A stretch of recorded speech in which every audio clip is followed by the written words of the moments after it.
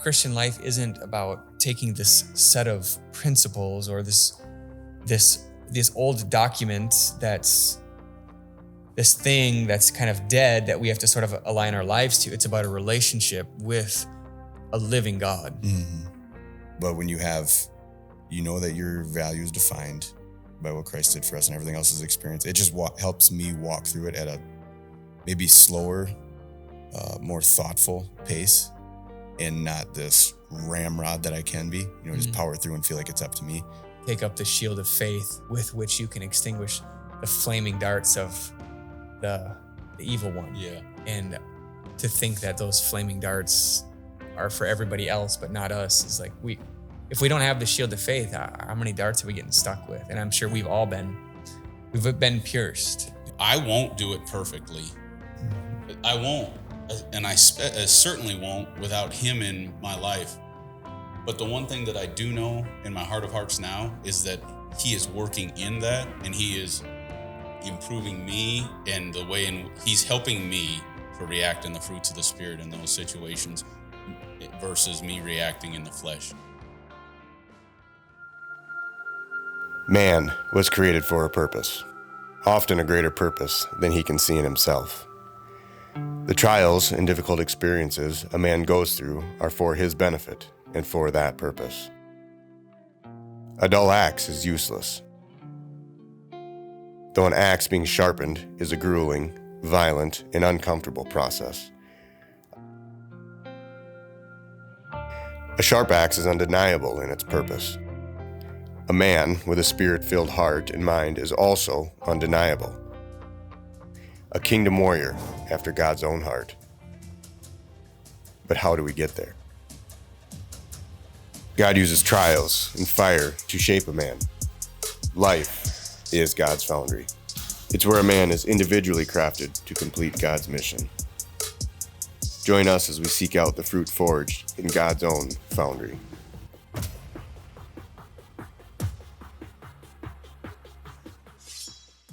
Well, it's good to have everybody back here. We're going to be jumping into 1 Peter 2 this morning. We just appreciate everybody that's been joining in and listening and all the support we have and have had and all the encouragement. We've got lots to learn on how to do this well. So thank you guys for your guys' patience. And if you do like what we're doing, please hit the like button, subscribe, all those fun things. Get that out there. Because it's really, we're just hoping that maybe we can reach one or two people that maybe feel alone or maybe don't realize that we're all going through something. And so we'd really appreciate it if you guys hit like and subscribe so that maybe somebody can hear that they're not alone out there, and that ultimately, and it's not about us either. We just want to make them aware that Jesus Christ is out there and that the Holy Spirit can work in them. And so we're going to be jumping into 1 Peter chapter 2, but it has been an interesting week, to say the least, since the last time we were on here with all you guys. And so a cool thing that took place this weekend, we got a good buddy. We're going to be interviewing him, actually, or throwing him under the bus, or I don't know, whatever you might call it. We're going to be doing that next week on the 23rd. Dan Connors, he helped to put together a men's retreat every year. And so this last weekend, we got to go and do that. And gosh, it is good to get around a bunch of guys like that. And he had Troy, pastor out of Todd or Dan. Do you guys remember? Kettlebrook Church in outside of Milwaukee. Yeah, it's outside of Milwaukee. He did a fantastic job. I felt like the Holy Spirit was working in him all weekend.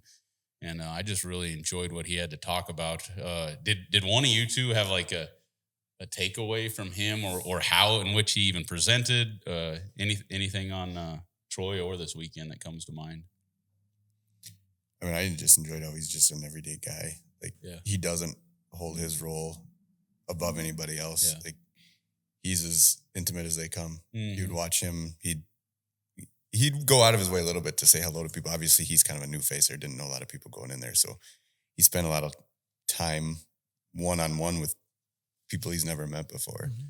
Just very interested in the lives of other people and open, vulnerable. Mm-hmm. I mean, I was a sore individual Sunday afternoon. We played football, archery tag. Yeah. I mean, all kinds of stuff. And he's right in there with it. Yeah. So it was just. I could hardly walk Monday. It hit Sunday afternoon, and then like Monday morning, like there was, I remembered that I was 39. And how's the eyeball doing? Pretty good. Christian, I know you're listening. Thank you. Jake took a dart arrow right to the eyeball in archery tag. And I saw a bunch of fluid come either out of your mouth or out of your eye. I hope it was out of your mouth. I'm thinking it was out of my mouth. The eye is still but I was solid, I was nervous for a little bit when that. I was too. He wasn't the only one, Tom Campbell. Yeah. I mean, there were some injuries. Yeah. Christian, he works at United Dredging, and he came up like 2 rounds later, and he's like, I still got a job, right? And I'm like, what are you talking about? He's like, I'm the one that shot you. So yeah, it was super awesome to have Christian up there. It was really neat, really just neat to have him be a part of that. I love that Troy used all like skits and stuff like that to present. Yeah, he's hands-on. Yeah, and I found it quite interesting that he couldn't hit. Who was it that he couldn't hit? Colbinson. Was Brandon. Brandon? Yeah.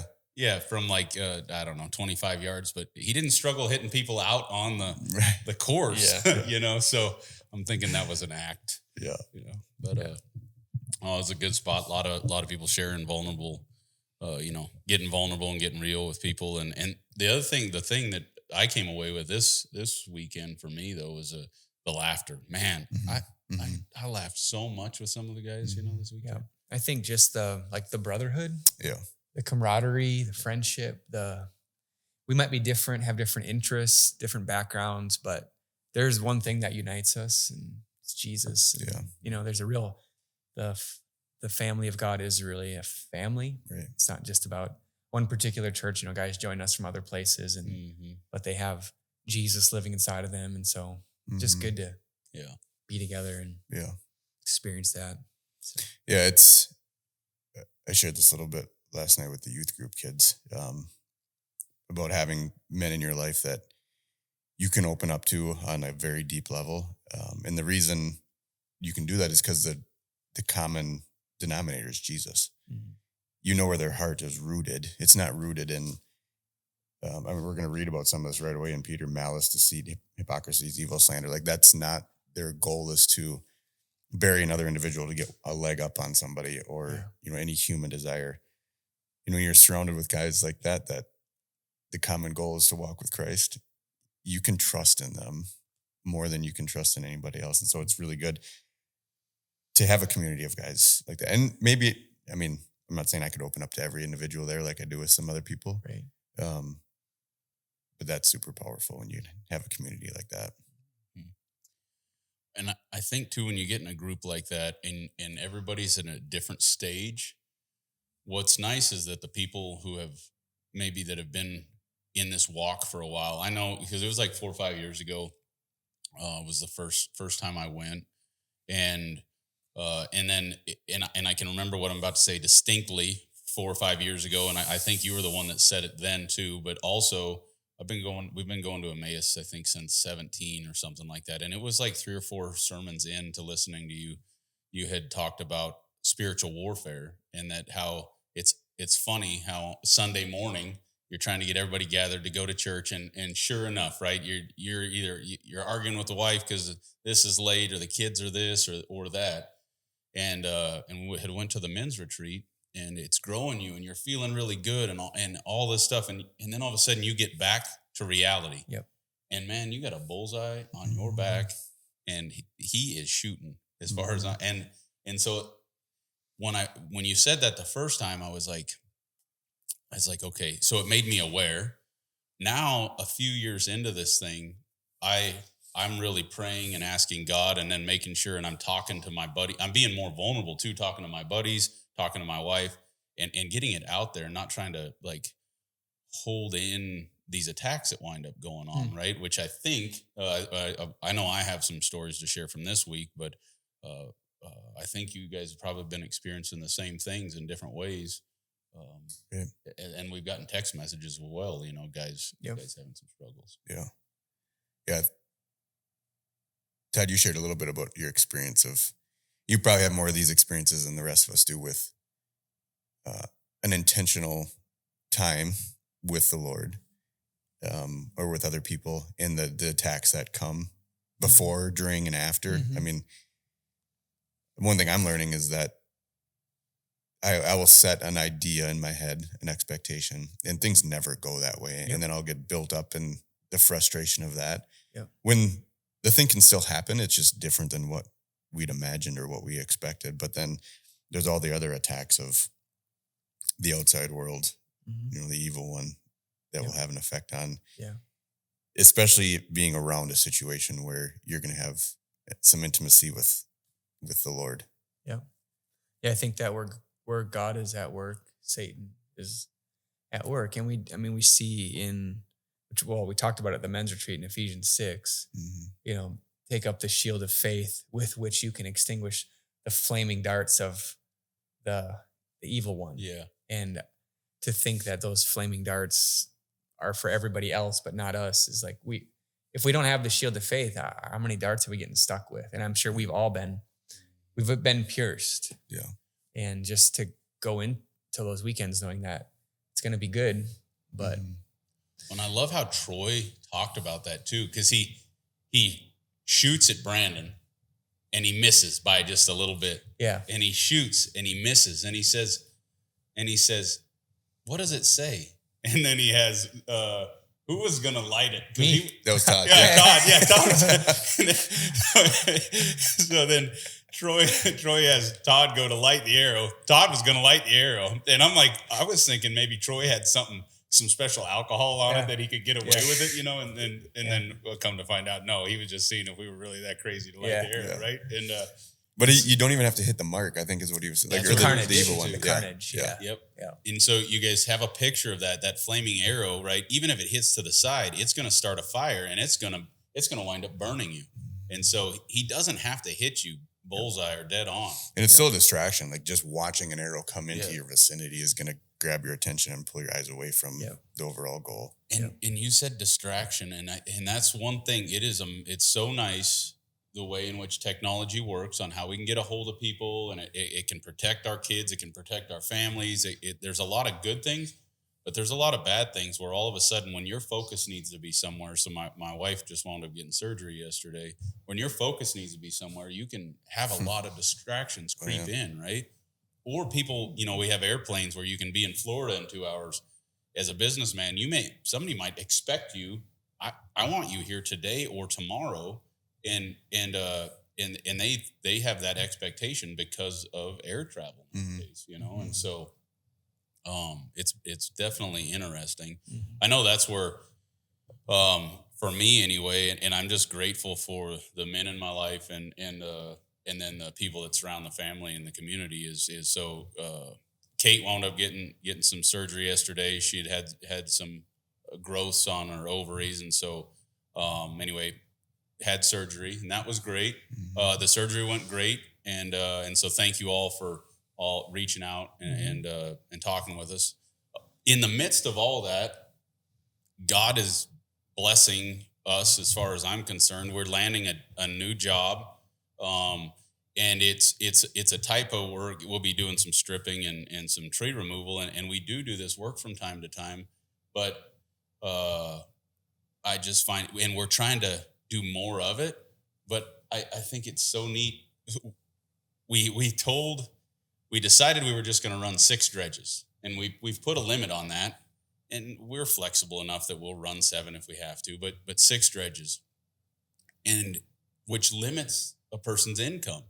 And there's a lot of big things happening in this, in our community, and things that are going on, and there's just big things going on. And to limit a person's income is kind of scary, let alone with what's going on in the world. Since then, we wound up selling one of our dredges, and so that was kind of cool. That happened earlier, and now all of a sudden, this next opportunity, and also we wind up having enough crew to do it. And so, but in the midst of all that, it's landing and everything's kind of coming into play, all while my wife is having surgery. This is going on while my aunt had been in the hospital just this past weekend and got a pacemaker put in, and then she's been home here a few days. Well, we get out of Kate's surgery, and we're headed home, and all of a sudden, I'm getting phone calls and stuff like this that my aunt's headed to the hospital for surgery. And she's not just an aunt. I mean, you were very close. Yes. Her house was my safe place growing up. Sure. Frankly. Like a second mom. Second mom. Yep. Yeah. And she has been that. I wish I could remember her prayer. I should be able to, because it's all of our kids' favorite prayer. But she was that for a lot of people. Her and my Uncle Ben, they would open up their home to people, and whether they were battling with alcohol or addictions of any kinds, and they had their standards, and their standards were based off of biblical principles. And you were to live that way if you lived in that house, and you were to do chores on the farm. But there are so many people that she's blessed and that the Holy Spirit's worked through. But so that was all going on while all this job stuff was going on. And my focus, though, is supposed to be on Mama Hoon, right? Like, that's where my focus should be. And luckily I was able to, she was sleeping and stuff. And so God gave me the moments where I could deal with my aunt and work. And but what I'm grateful for is the way in which he, at 28 years old, I would have been a mess. Yep. At 32 years old, I'd have been a mess. But he slowly, what I've found, he puts people in your lives, like you, Todd, and like you all, that in your sermon when I'm first coming to Emmaus, or the first time I go to men's retreat, that he speaks through you and says, hey, be ready for spiritual warfare, right? You and I have got to build a relationship up over the years where instead of me holding this in and just battling, right? Because I can't be weak. I'm the man. I need to be able to be strong for my wife, be strong for my kids. Nobody can know, which I can share a story on that, which is why I do a cold plunge. I don't think I've shared that on here, but now I'll open up and I'll tell you, or I'll tell any, a lot of my close friends, but and so all that's going on, and then Ald, he back up just a little bit. I text these two fellas because I don't think Easton would mind if I shared this, but I think Mama going into surgery. My mom passed away a couple years ago with cancer, and so I think Kate going into surgery with a mass has brought back some undealt with emotions. He's trying to be tough too, and he's got a lot on his plate right now as a young man. Yep, yeah, and he's got a lot going on, trying to do a lot of things, trying to right, check them to-do lists off, right, which we all walk through this thing, and a lot of it's good stuff, and so. He'd come home and he was just asking the question, do I go to youth group? And he's like, I was planning to go, all this stuff. Anyway, I'll bore you guys with the details. But so I text these two and I'm like, hey, check on Easton. What'd you guys, when he gets there? And I was so proud of him. At 7:35, he texts me and he says, I'm coming home, Dad. And so, which I think he kicked off youth group maybe or whatever, but then he came home. Yeah. And so because of that, Ald was going to bring my kids home and do all this stuff. And then, and just offered a bunch of stuff. And Lynn's had brought a package over that day. And anyway, we've got the podcast coming up today, right? And so, Ald, how have you been attacked? Leaving youth group, I mean, I was talking with Todd, and we had a plan, right? Like we were going to meet and do a workout, and a couple other guys were involved. We'll get home last night. Lindsay, we go through our bedtime routine with the kids, and she puts Everly to bed. And I mean, I'm asleep at that point, and she wakes up and she's sick. I mean, she's sick everywhere. Oh. Half the room's got vomit on it, and I'm dazed, like woke up, in the middle of the sleep, but I really don't know. I mean, Lindsay maybe has a half hour of sleep after last night. And so that plan went out. I feel bad sending out a text at midnight or whatever. Yeah. Hey, this ain't going to work. And that's something, we talked about this going on the podcast. Like I feel bad not showing up for people, especially when there's a plan in place, but, probably, it is an insecurity. You feel like you're letting somebody down or being seen less than, but the evil one will use anything. So Mama's, she's a trooper.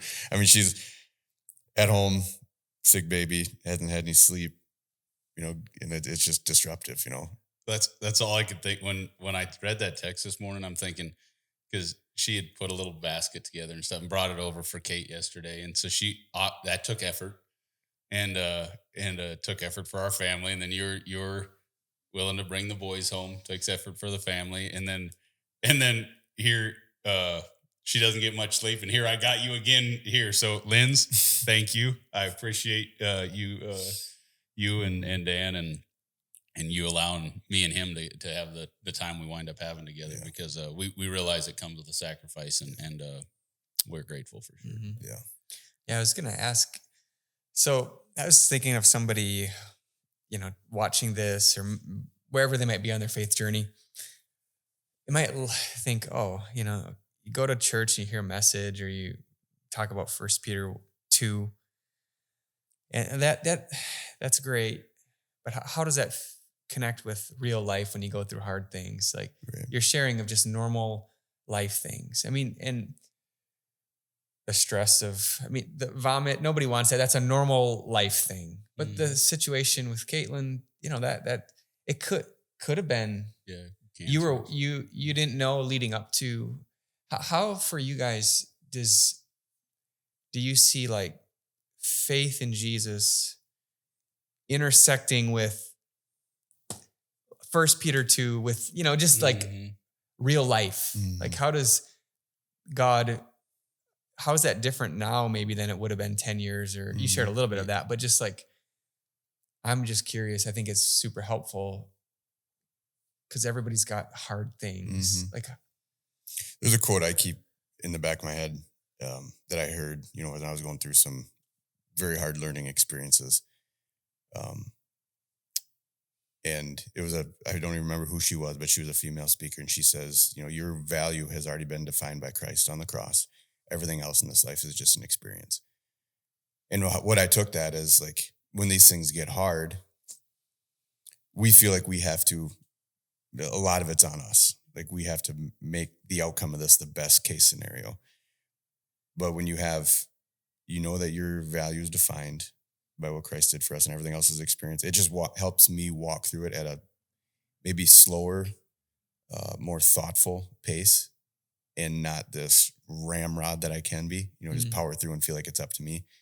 And I can look at a situation like, okay, like this is what it is. Let's not, whatever happens because of this it's going to work itself out. It's not up to me to make it any better than it is. It just takes a huge weight off of my shoulders of trying to make something out of nothing or feel like it's up to me to make the situation better. But and it used to bother me because it feels I don't like to be a reactive individual, kind of like let life happen to me. I would rather happen to life kind of mindset. It's more of a high drive, but which I think there's some truth and some importance of that. But my power is not what's going to overrule. It's going to be the Lord's power. Yeah. Sure. And just one other thing. Good. We're getting in, just watching my wife, last night, and she does this on a daily basis. We'll probably get into 3 Peter next week.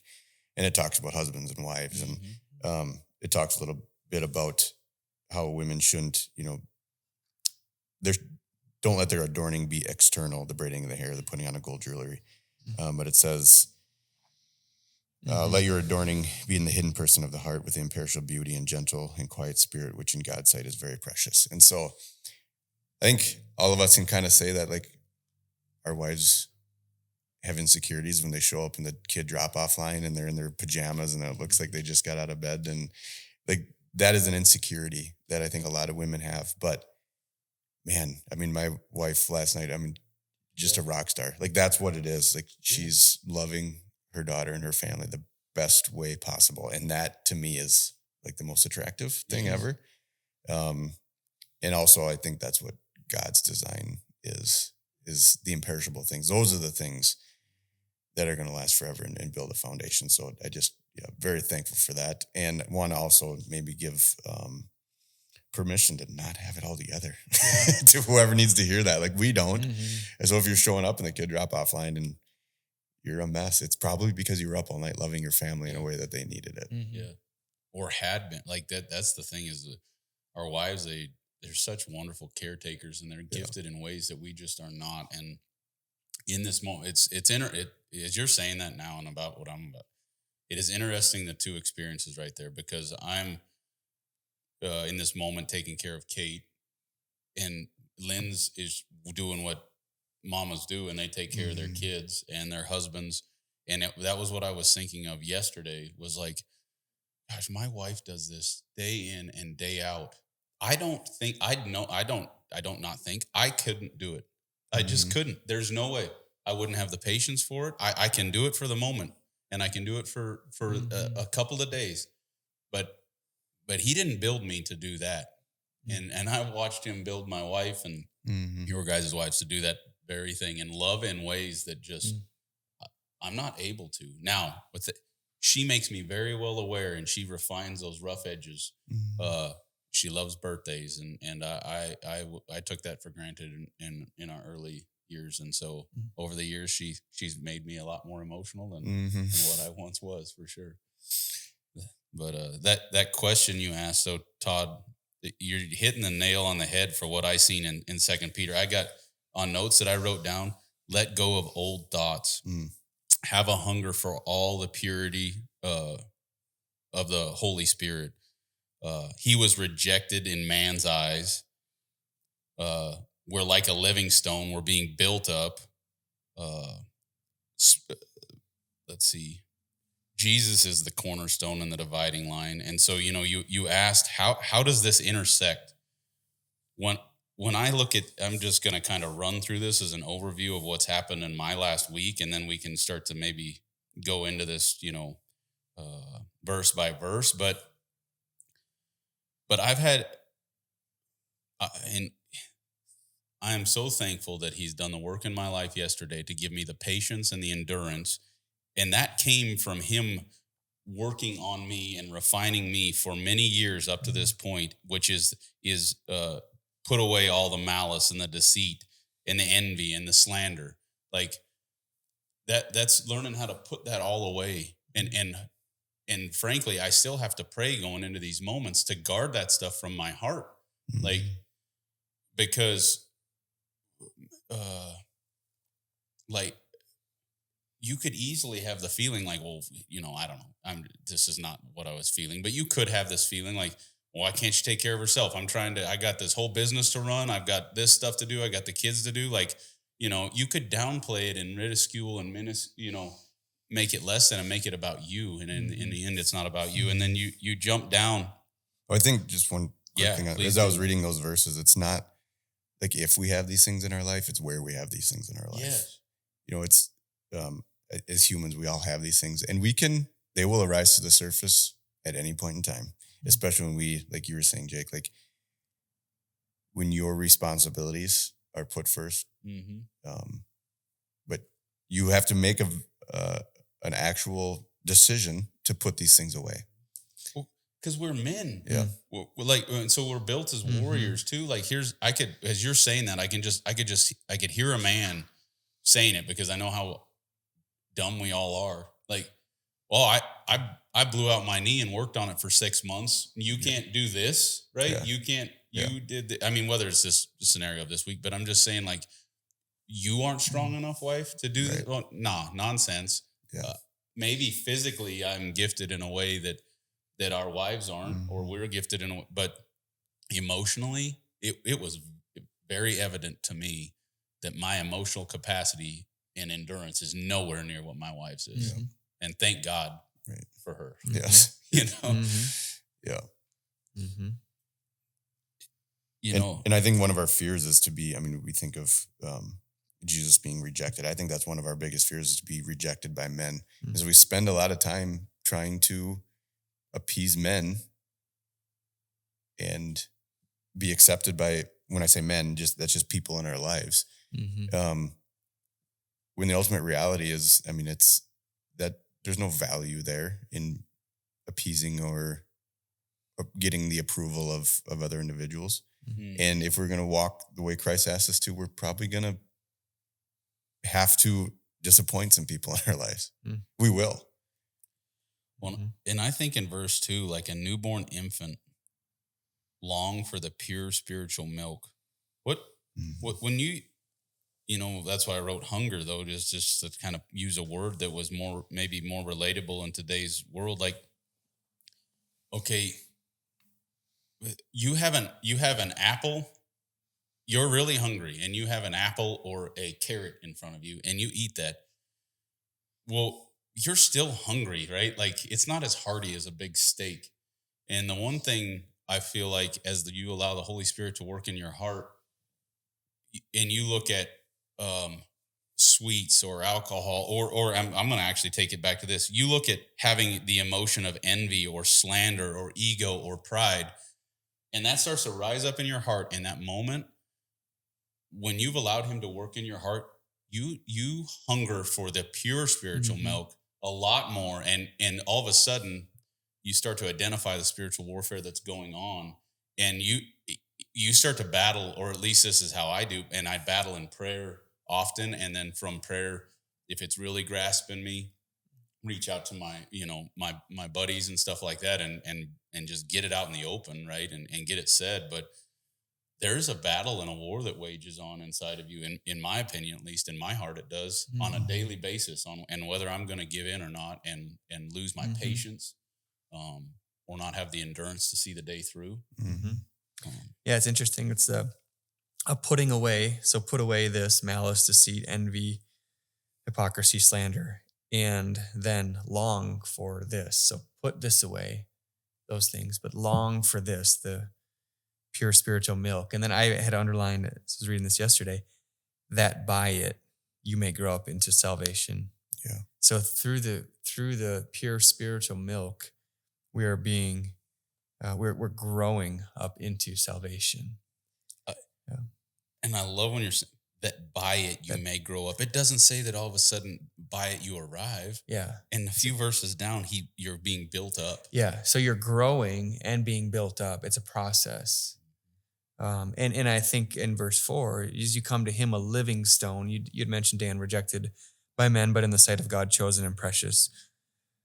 So we have we just had Easter a few weeks ago, the resurrection, he's alive. The Christian life isn't about taking this set of principles or this old document that's this thing that's kind of dead that we have to sort of align our lives to. It's about a relationship with a living God. So Jesus is alive. He's the living stone.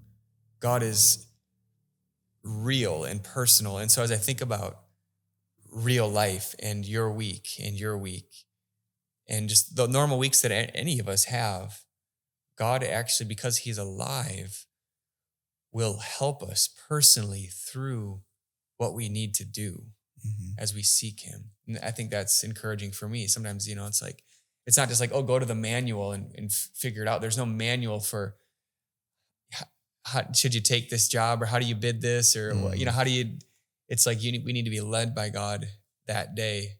And of course his word can help us filter through to know how to live. But like the specific choices that we have to make or navigate, we can be led by the Spirit of God, the Spirit of the living God. Yeah. And I think we're learning what it means more and more to have that happen. For sure. We've not arrived at that, but I just need God for today. We need God for this time. Yeah. And the rejected by men stood out to me too, because if you go all the way back to the first verses, what's man's bend? It's hypocrisy, it's envy, it's slander, it's pride, it's ego, it's all these. That's our natural human bent. Well, by nature we rejected him, and then you jump back to Ephesians 18 and 19. Oh, sorry, I'm going to start in 17. You jump back to Ephesians 17. So that Christ may dwell in your hearts through faith, that you being rooted and grounded in love may have strength to comprehend with all the saints what it is, the breadth, the length, and height and depth, and to know the love of Christ. And this is where it lands, that surpasses knowledge, surpasses all knowledge, right? Like, so our humanly knowledge, that living cornerstone, it surpasses all of our knowledge, and we rejected it. And so that every time it creeps into our heart, the I in us, the how we think as a man or as a woman, well, I'm just say as man, that we should interact with the world. It's not the way in which we should, right? And the way in which you can test your interaction, in my opinion, is by the fruits of the Spirit, right? Does it align with what that is said, or does it align with our natural reaction?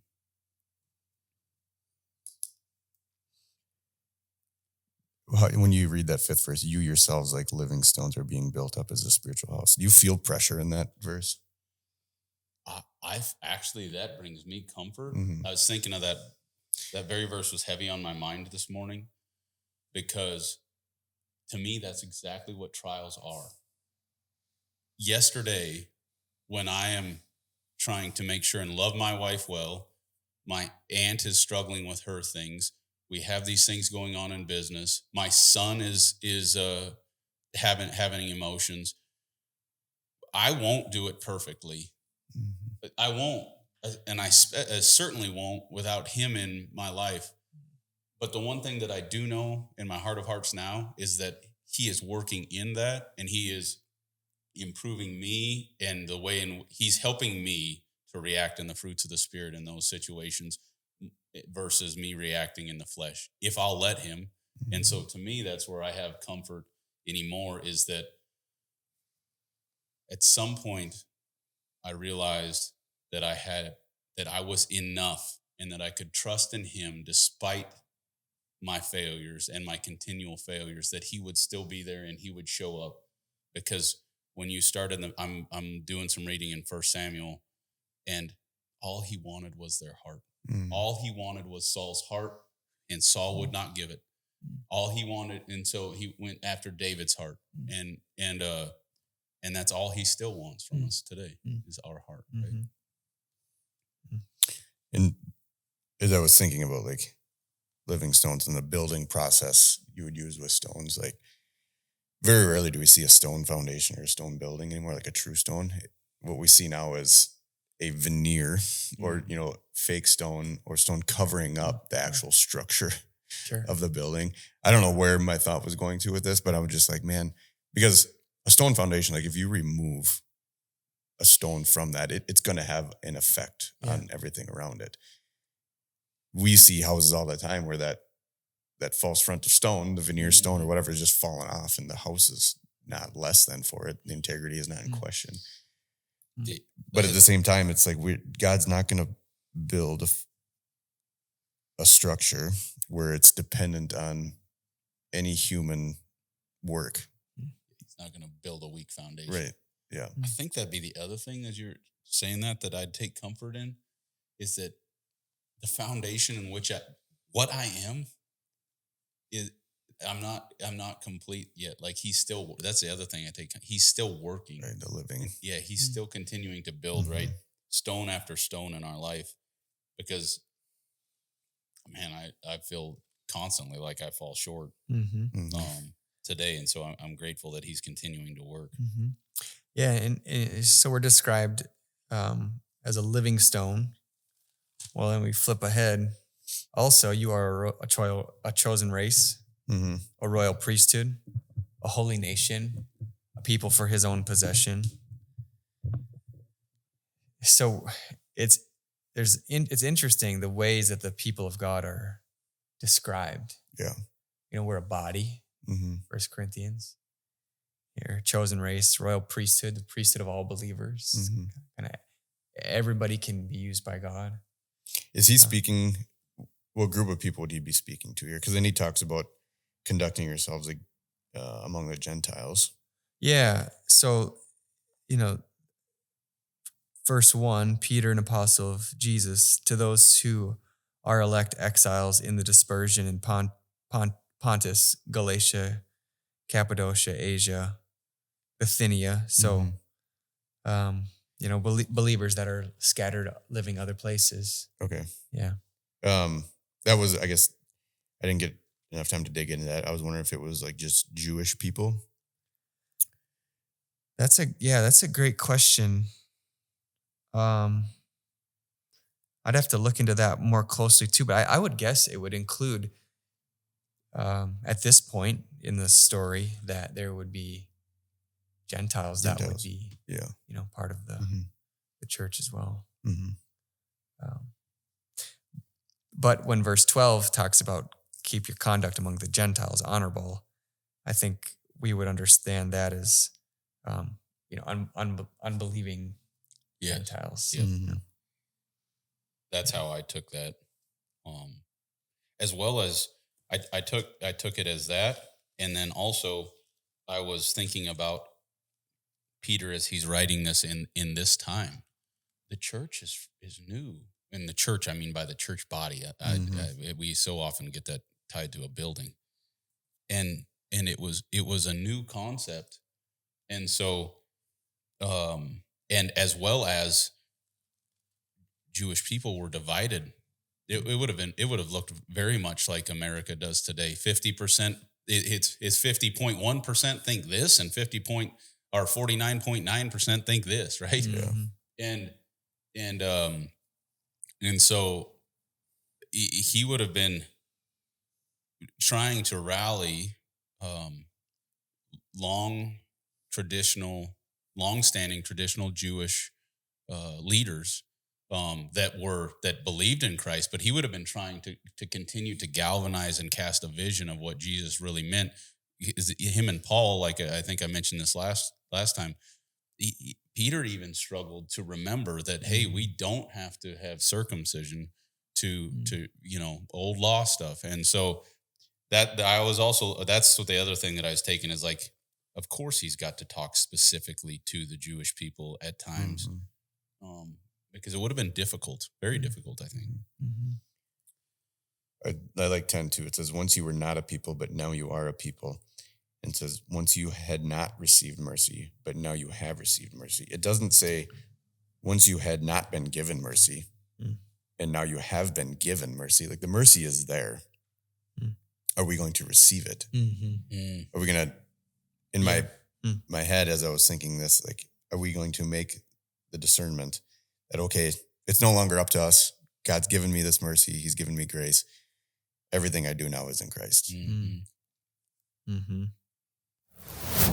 We just we had to take a break. TJ, who's at gym. Well, Jonathan's gone today. I don't know if we call that. Jonathan's gone, so TJ is stepping in again and just helping us out there. Yeah, and he's been he's had some diabetes. Well, yeah, I was thinking the career he some people are getting let go and laid off and things like that, and hopefully that doesn't offend him. But and then that happens, and then his diabetes kicks in, and is having some health issues, and so talk about being attacked right when you're at your most vulnerable, and yet he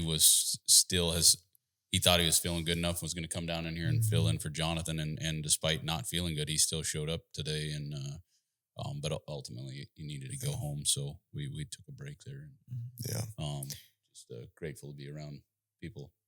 Yeah, passion, and I think it's good just to call out. I mean, the difficulties of life. I mean, we've had several people in our close friend groups that have lost jobs or career changes or different things recently, and I mean, those are all the things that can eat us up as men, as humans. There's stats and data out there that says like losing a job or losing a career is as heavy as losing a loved one, because it can be tied so personally to us. But watching these individuals walk through it, like, it's not their identity. And I have a lot of, they're an inspiration, honestly, in those moments because of how they're handling it. It's not who they are. I like what Dan Connors always says, you know, he's a dentist, right? He's like, well, that's what I am. That's not who I am. Or that's what I do. That's not who I am. Yeah. And it's just a good example for me, I guess, to see people handle situations like that. Yep. Yeah, it can be easy to find comforts in our careers, in our health. You know, I was sitting on the porch last night and waiting on Easton to get back from youth group, and I was thinking, yeah, I'm a strong 39-year-old man with the ability to kind of go do what I want. Mom was 56, and in her last months, I mean, in fact, you popped in my mind. I was like, I wonder if I don't know if Ald's ever seen a before and after picture, or even Todd, you know, like, and that is in my son's mind, and frankly, and all I could think about is that all of it will wither away, you know, and that the thing is it's knowing that that's okay, that we'll still be okay, right? In Him, we'll still be okay.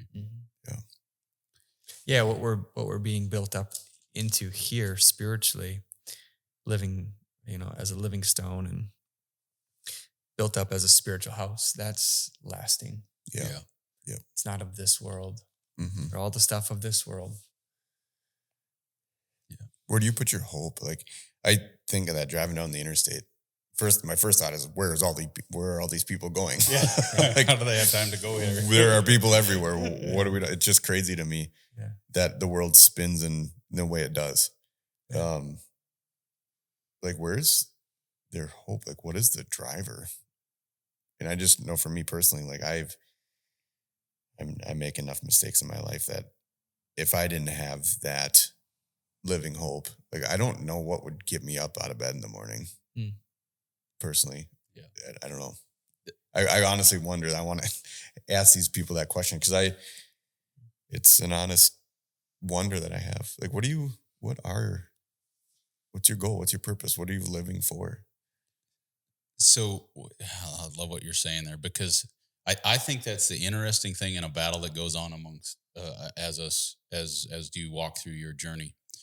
When you have purpose, you naturally want to strive forward. But here in a minute, we're going to be talking about submission. It's one of the things that I love about baseball that gets lost.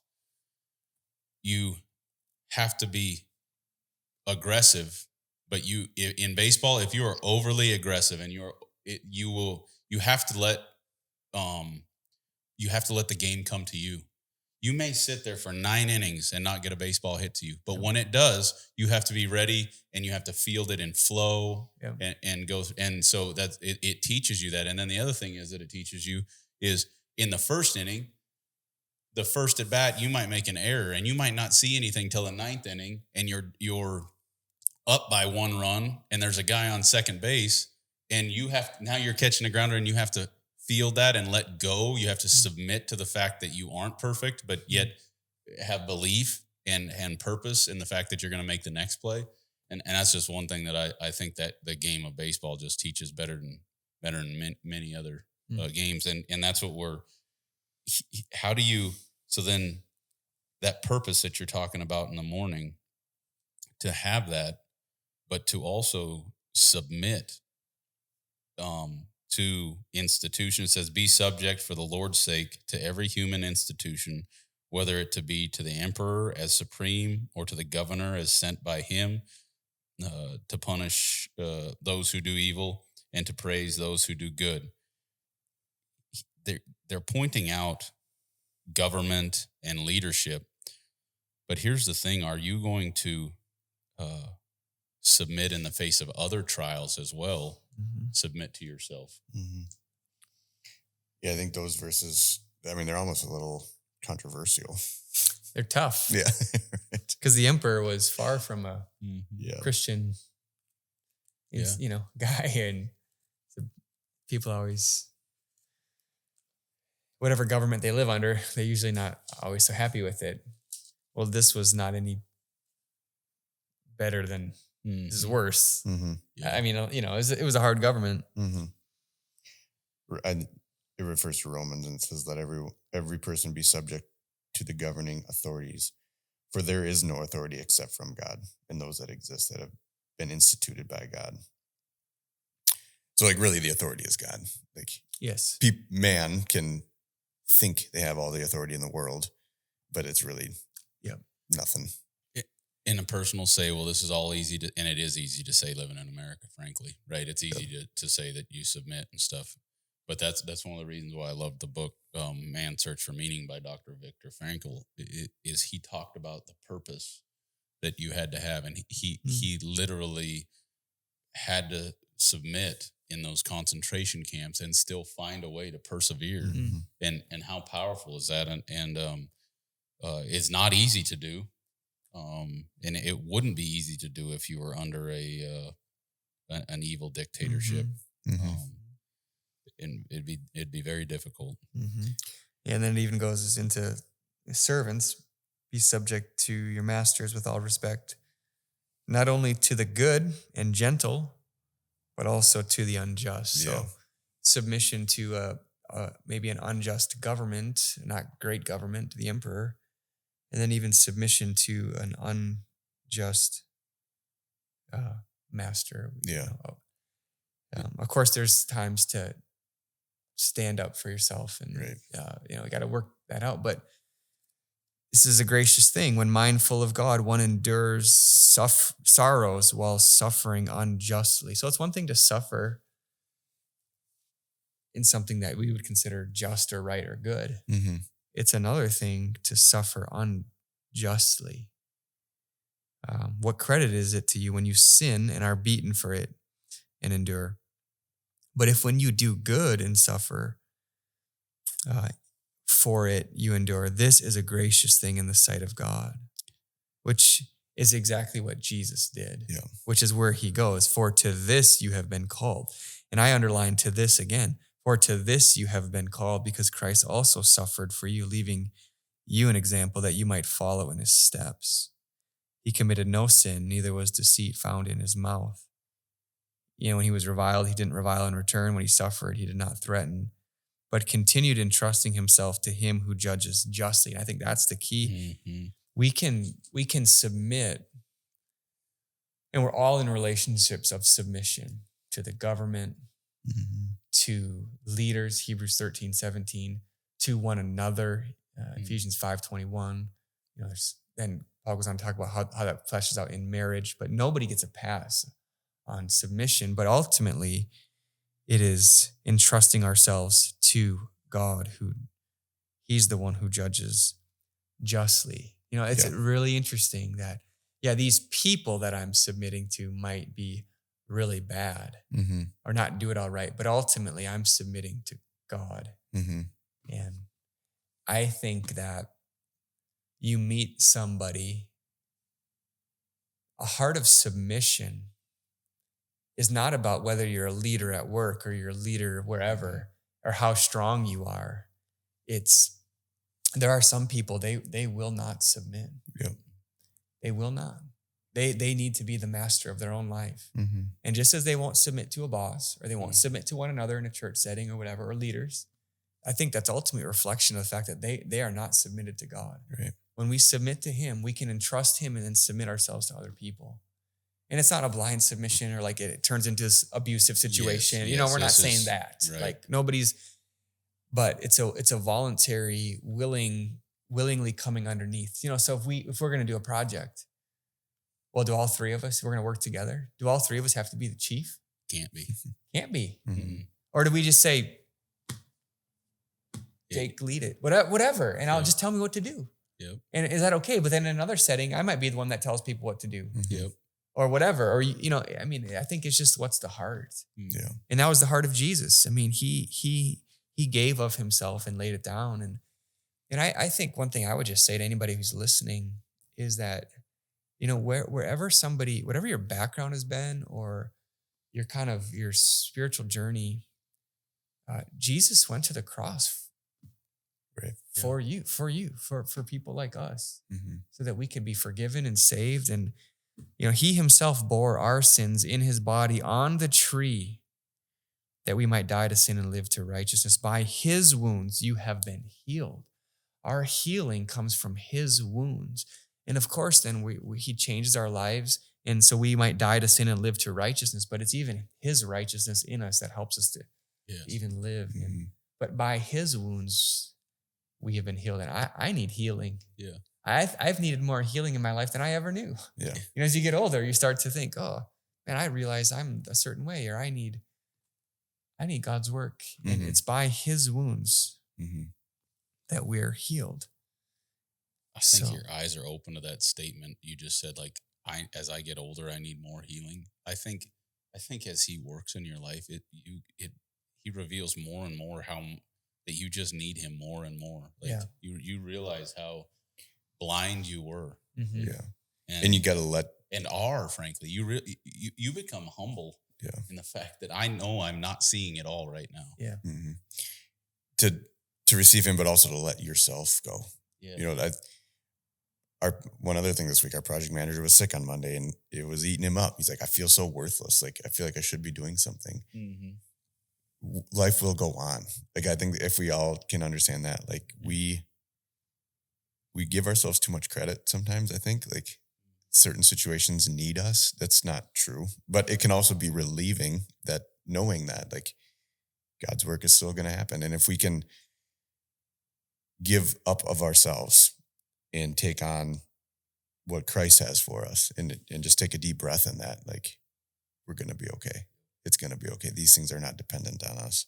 We can receive that healing rather than try to fix it ourselves or cover it up.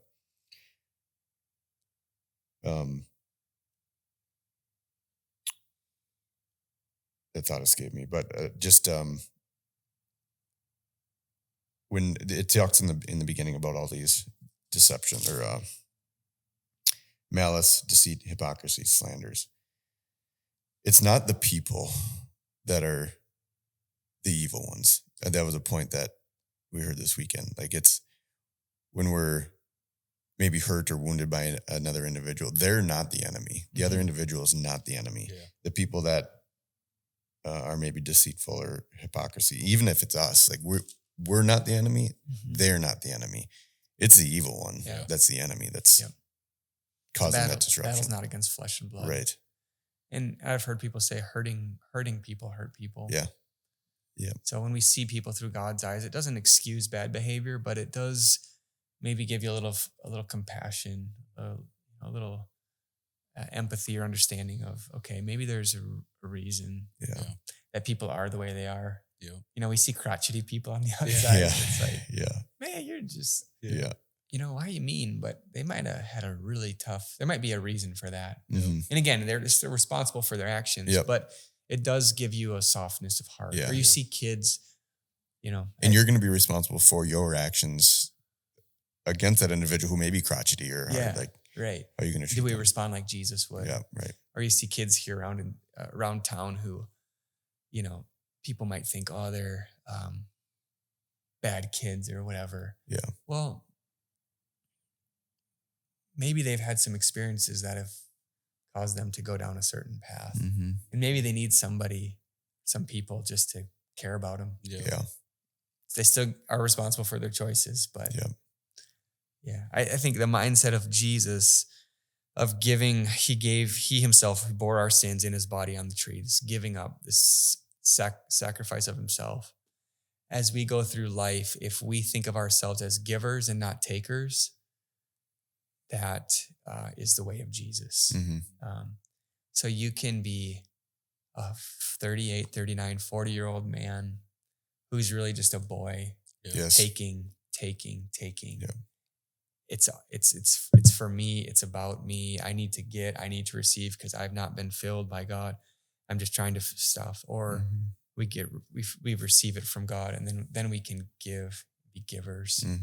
I think like boys take and men give. Yeah. And I think you could say the same for women. Like when you're young, you just take. But real maturity is I'm giving. I'm receiving from him, and now I'm giving. Which is the beautiful message of Jesus Christ in the story that he walked, because that's what he did. He gave himself for us. Yeah. And despite, that back in verse 20, for what credit is it if when you sin, and are beaten for it, you endure. But if when you do good and suffer for it, you endure, this is a gracious thing in the sight of God. And to really realize that, and to think about that every interaction Jesus had was a loving. He interacted with the entire world in a perfect way, and yet he still suffered and endured and submitted and gave himself for us. Think about taking and giving, and like those are the relationships that will also wear you out. When you're in a relationship with somebody and you're just doing everything you can to try to appease them, try to make them happy, and they're just take. Yeah. And it's draining. And so just be aware of that. Like when you're having a conversation with somebody, it can be super powerful if you just ask somebody like, how are they doing, but at a deeper level, like not just, hey, how's it going? Like ask them specific questions, and the uplifting effect that can have on somebody when they are seen is amazing. And you can give rather than just talk about everything that happened to you that day or the situation that you're in. Yeah. It's interesting when you're in conversations with people and you're asking all the questions. Yeah. It's amazing how many adults cannot just reciprocate and ask a simple question. Yes. And I wonder sometimes it could be because they don't care.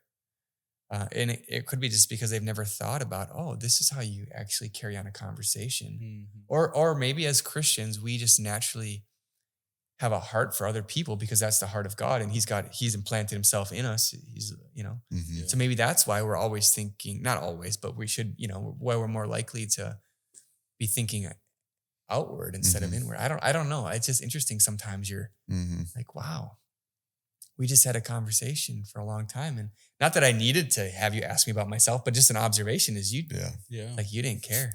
Yeah. I think sometimes I'll get a kick out of it. Like, and I'm not trying to be negative towards anybody, but we have a specific trade that we do that people call us because we're the quote unquote professionals, and we go to their house and we look at their projects. There's times I walk into a house and spend the whole time listening to somebody tell me how to do my job. Yeah. What they're hiring me for. Like, you are going to be spending a lot of money to have us come do this, but we spent an hour and a half of you telling me how to do it. Yeah. And I walk out of there, I'm like, you just need to go get equipment, because no matter what we do, it's not going to be the proper way to do it or the industry standard, whatever it is. But, and then, those are just people that we don't really want to work for. But it's the same in a relationship. Yeah. You can spend a lot of time with somebody telling you how to treat them rather than love them or whatever it is from your own heart, not theirs. But, and with that, we're coming up on time here. That last verse, for you were straying like sheep, but have now returned to the shepherd and overseer of your souls. Just remember, we have all strayed. Some of you, maybe depending on where you're at in your walk, you haven't accepted Jesus. He's there for accepting. And he's there with all of us as we've even during our journeys, everybody. And so, as we interact with one another, Todd, I like where you were at, and I'd like to land on that, kind of in this thing as you're going about your next week. For those of you that are listening, be thinking about what that other person's going through. Yeah. And I'd kind of like to close the prayer up on that specifically. And it's okay when things don't go the way you think they should go, or the plan is different than, or the things are going different than what you had planned out. I mean, we spent the first couple weeks of this podcast just talking about, faith, finances, family, things like that. We set plans in our life to do all those things well. Do they go that way most of the time? No, probably not. They vary. So don't get so rigid. I mean, I'm kind of saying this to myself. Don't get so rigid in those things. It's going to be okay. Don't idolize the goal. Don't idolize the goal, right? Submit to the journey, right? It's using government to give the parable, but there's so much more depth to that submission. Yeah. And when those plans don't go that way, it's still okay. You're still valued. You are. And so, thank you guys for tuning in. We'll be jumping back in next week, and we're going to get to pick on Connor's a little bit next week. So that'll be exciting. Get to hear his story. So excited to bring that to you guys. And we'll just leave you guys with the prayers we go into this next week. Dear Lord, first I'd like to pray over TJ and his family, and just be with them. Just allow there to be peace. Let them keep their eyes focused on you, Lord. And we just ask for quick healing for TJ. And as well as there's several other men that were at the men's retreat, whether it be things with family, work, whatever that may be, Lord. We just ask that you allow them, work in their hearts, allow them to submit to whatever situation they're going through, but give them the strength and endurance that only you have, Lord, to continue to take the next step forward. We ask that they just allow you to guide their path. We ask that you guide the three of us as we sit here. And I just to kind of land on what Todd was saying, Lord, I just pray that you give us the ability to speak in ways that others hear, and ears in which to hear in the way that others speak, and that all that we do may lead other men and women to you. And I just pray these things in Jesus' name. Amen. Amen.